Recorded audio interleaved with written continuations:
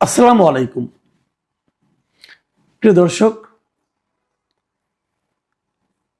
আগামী নির্বাচনকে কেন্দ্র করে বিভিন্ন রাজনৈতিক দলের প্রচারণা এরই মধ্যে শুরু হয়ে গেছে।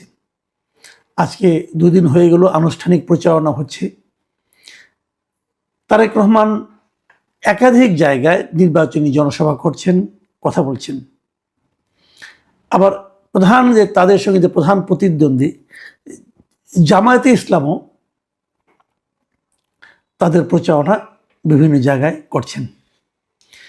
এই প্রচারণায় আপনি দেখবেন একজন আরেকজনকে আক্রমণ করে কথা বলছেন এবং কেউ কেউ ব্যক্তিকে আক্রমণ করছেন, কেউ কেউ দলকে আক্রমণ করছেন, কেউ কেউ দলের বক্তব্যকে আক্রমণ করছেন এবং কেউ কেউ দলের নানা রকম কর্মকাণ্ডকে আক্রমণ করছেন। দল মানে তার প্রতিদ্বন্দ্বী দলকে এটা করছেন।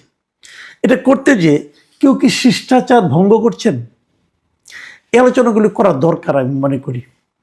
আমরা চাই যে একটা সুস্থ প্রতিযোগিতামূলক এনভায়রনমেন্ট থাকুক, কিন্তু গালাগালি যেন না থাকে। আবার বিপরীত দিকে এটাও চাই, একটি দল যদি সাধারণ মানুষকে বিভ্রান্ত করে, সেই বিভ্রান্তি যদি কেউ ধরিয়ে দেয় সেটাও চলুক, কিন্তু ধরিয়ে দেওয়ার ভঙ্গিটাও যেন শোভন হয়। আমরা এই জিনিসটা চাই। আমি এই কথাগুলো বললাম কারণ আপনারা এখনই ব্যাপারটা বুঝতে পারবেন। সেটা হলো যে গোলাম পরোয়ার, মানে জামায়াতে ইসলামীর যিনি জেনারেল সেক্রেটারি, তিনি একটা কথা বলেছেন। আজ তিনি ওনার এলাকার একটা সভায় কথা বলতে যে উনি বলেছেন যে কোনো একজন মুসলমান যিনি আল্লাহ, রাসূল ও আখিরাতকে বিশ্বাস করেন, তিনি পরকালে বিশ্বাসী আরেকজনকে কাফের বলতে পারেন না। এটি জায়েজ নয়। তিনি এটা বড় অপরাধ করেছেন। তার মানে তারেক রহমান কোথাও কি কাউকে কাফের বলেছেন? বলে থাকলে সেটা বলা যাবে কি না, এটা নিয়ে উনি কথা বলেছেন। এবং উনি ডিটেলে যে আরও বলেছেন, এই বাক্যগুলো আপনি একটু মন দিয়ে শুনেন। তিনি বলেছেন, আমরা ধারণা করেছিলাম উনি লন্ডনে গেছেন, পড়াশোনা করেছেন, কিছুটা পলিটিক্যাল ম্যাচুরিটি হয়তো আছে, কিন্তু দেখি যে উনি তো এখন বড় মুফতি হয়ে গেছেন। বিলেত থেকে এসে ফতোয়া দিচ্ছেন কে মুসলমান আর কে কাফের। এটা বলার তার কোনো অধিকার নেই। রাজনৈতিক নেতা হিসেবে সৌজন্যতা, শিষ্টাচার বোধের জায়গা থেকেও এই কথা বলা যায় না। তার মানে উনি বলতে চাচ্ছেন যে একজনকে লন্ডন গিয়েছেন, হয়তো ম্যাচুরিটি এসেছে, তার মানে বোঝাই যাচ্ছে উনি তারেক রহমানকে ইঙ্গিত করেই এই কথাগুলি বলছেন যে তারেক রহমান এখন বড় মুফতি হয়ে গেছেন। এখন আমি এই কথাটা নিয়ে আলোচনা করতে চাই। আসলে কি তারেক রহমান মুফতি হয়ে গেছেন? আসলে তারেক রহমান কি বলেছেন এটা আমি একটু বুঝতে চাই, এবং কি বলেছেন তার জবাবে পরোয়ার সাহেব কি বললেন, এই দুটোই আমরা একটু বুঝতে চাই। তারেক রহমান কি বলেছিলেন সেটা আমরা একটু মনে করার চেষ্টা করি। সিলেটে যখন উনি জনসভায় গিয়েছিলেন, সেখানে উনি কিছু কথা বলেছেন, এবং তারপর সেখান থেকে নরসিংদীতে গেছেন, একবার নরসিংদী বলেছেন, ওখান থেকে আরেকটা জায়গায় গিয়েছেন, মৌলভীবাজার গিয়েছেন, সেখানেও উনি কিন্তু কিছু কথা বলেছেন।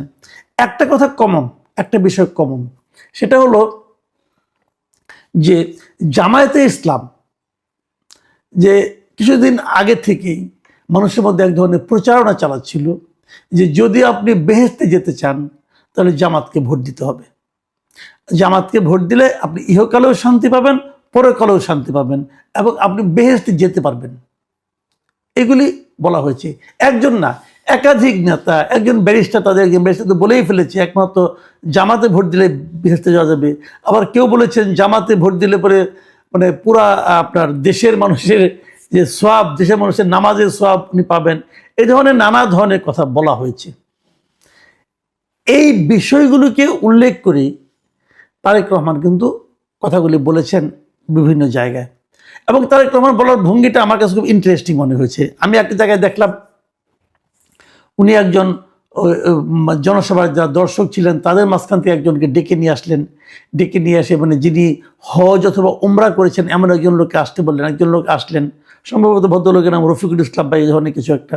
ওনাকে জিজ্ঞাসা করলেন, আপনি যে হজ করেছেন মক্কা শরীফে গিয়েছেন, কাবা শরীফে গিয়েছেন, সেই কাবা শরীফের মালিককে উনি বললেন আল্লাহ, তারপরে আপনার দুনিয়ার মালিককে আল্লাহ, বেহেশতের মালিককে আল্লাহ, সব কিছুর মালিক আল্লাহ। তো তারপর ওনার জিজ্ঞাসা করলেন যে তাহলে বেহেশতে যে মালিক, যার মালিক আল্লাহ, সেটা কি কোনো মানুষ তাকে দিতে পারে? এটা বলেছেন। তো ওই ভদ্রলোক বলেছেন না, এবং জনসভা বলেছেন যে না, পারে না। তো এরকম যারা দেওয়ার প্রতিশ্রুতি দেয় অথবা দিয়ে দেওয়া হবে বলে জানায়, জনগণকে বলে, অঙ্গীকার করে, তো তারা কি ঠিক করে? তখন উনি বলেছেন ঠিক করে না। তখন তারা বলেছেন যদি কেউ করে তারা শিরক করে। এখন যদি শিরক করে কেউ, তাহলে তাকে তো আপনি মানে কাফের বলতেই পারেন। কোনো মুসলিম তো শিরক করতে পারবে না, তাই না? শিরক তো একটা শিরক হলো যত অপরাধ আছে, যত গুনাহ আছে ইসলামের, তার মধ্যে সবচেয়ে ভয়ঙ্কর এবং জঘন্য গুনাহ হচ্ছে শিরক। এখন তারেক রহমান বলেছেন তারা যদি বলে তারা শিরক করে। এখন এই কথাটুকু, এই কমন সেন্সটুকু উনি লজিক দিয়ে একটা পর একটা স্টেপ বাই স্টেপ বলেছেন। এইটুকু বলার জন্য মুফতি হতে হয়? মুফতি হতে হয় না।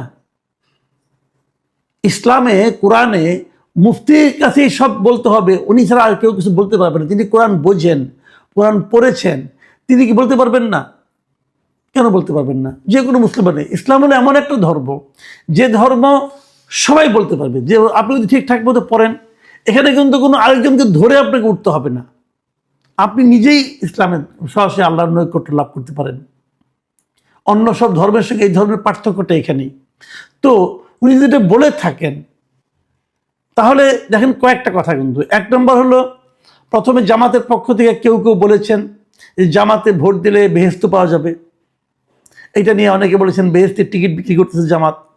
দ্বিতীয়ত, তারেক রহমান বলতেছেন যে যারা টিকিট বিক্রি করতেছে, যারা বেহেশত পাওয়ার লোভ দেখাচ্ছে এবং বেহেশত পাওয়ার নিশ্চয়তা দিচ্ছে, তারা শিরক করছে। আর তৃতীয়ত, গোলাম পরোয়ার সাহেব বলছেন যে উনি বিদেশ থেকে এসে ফতোয়া দিচ্ছেন এবং একজনকে আরেকজন কাফের বলতে পারেন না বলে উনি বড় অপরাধ করেছেন। এবার আসেন আমরা এই তিনটা কথা যদি আলোচনা করি, এই তিনটা কথার মধ্যে কোন কোন কথাকে আপনার ঠিক মনে হয়? কেউ কি পারে বলতে যে তুমি এই কাজটা করো, তুমি বেহেশতে যাবা, তাহলে তুমি একে ভোট দাও, তুমি বেহেশতে যাবা? এটাকে বলা সম্ভব, বলা উচিত, বলা স্বাভাবিক? বলেছে। আবার যদি কেউ ওইটাকে ধরিয়ে দেয় যে এটা যারা বলবে তারা শিরক করছে, সেটা কি অন্যায়?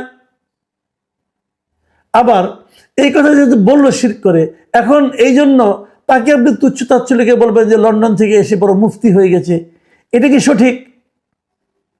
আমি একটা কথা বলি ভাই, ইসলাম এমন একটা ধর্ম যে আপনি মাথায় একটা টুপি লাগালেন, ইসলামী বড় একটা পাঞ্জাবি পরলেন, মুখে আপনার লম্বা দাড়ি আছে, অতএব আপনি সবচেয়ে বড় ইসলামিক স্কলার হয়ে গেলেন। এই জিনিসটি ইসলাম স্বীকার করে না, আমিও স্বীকার করি না। ইসলাম ধর্মকে জানুন, বুঝুন, এবং ইসলাম বোঝার জন্য আরেকজনের আপনার মানে মুরিদ হতে হবে না।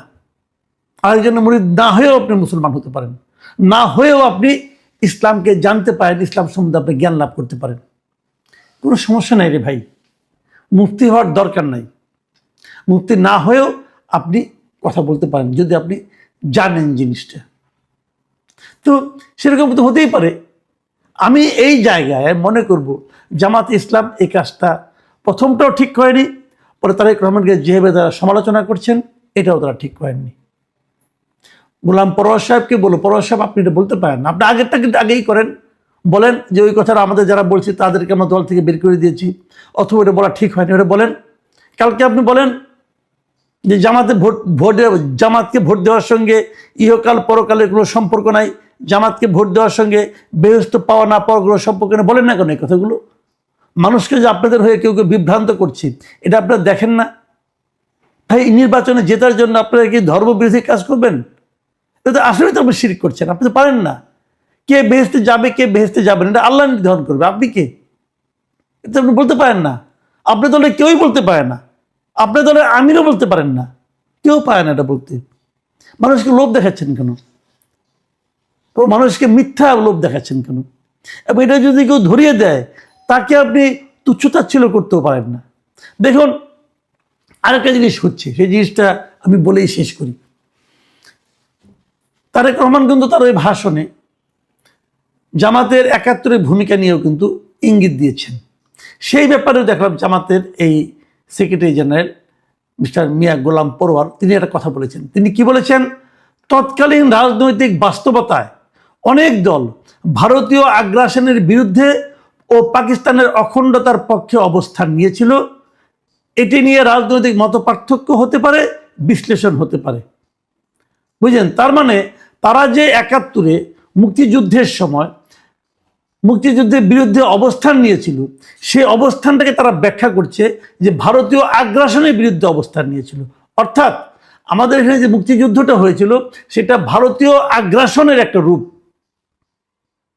সরি গোলাম পরোয়ার সাহেব, আপনার সঙ্গে একমত হতে পারলাম না। আপনারা এখনো কিন্তু একটা অদ্ভুত জায়গায় অবস্থান করছেন। আপনারা এখনো বলার চেষ্টা করছেন আমাদের মুক্তিযুদ্ধ ছিল ভারতীয় আগ্রাসন। এইভাবে বললে এই দেশের মানুষ কতটুকু মানবে যায় না, আমি মানব না। মুক্তিযুদ্ধের সময় আমি ছিলাম, জীবিত ছিলাম, এবং আমি টুকটাক বুঝি। আমি তখন একদম শিশু না। তো আপনি এগুলি বলবেন আর এগুলি বলে বলে আপনার মানুষের ভোট দিবেন, এত সহজ না। আমি মনে করি আপনাদের ভাষা, আপনাদের চিন্তা ভাবনা এগুলি চেঞ্জ করতে হবে। যদি জনগণের কাছে যেতে চান তাহলে মুক্তিযুদ্ধের সময় আপনারা যে ভুল আপনি করতে পারেন, ভুল করার কোনো অন্যায় কিন্তু না, মানুষ মাত্রই ভুল করতে পারে। আপনারা যে ভুল করেছিলেন সেটা বলুন। আপনারা যেভাবে বলছেন যে আপনারা তো মুক্তিযুদ্ধকে ভারতীয় আগ্রাসন বানাই দিয়েছেন, আগে মুক্তিযুদ্ধকে স্বীকার করুন যে ওটা আমাদের স্বাধীনতা যুদ্ধ ছিল, মুক্তিযুদ্ধ ছিল, এটাকে স্বীকার করতে হবে। তারপর আপনাকে বলতে হবে সেই যুদ্ধে আপনার ভূমিকাটা সঠিক ছিল না। এটা বললে আপনার মান সম্মান যাবে না।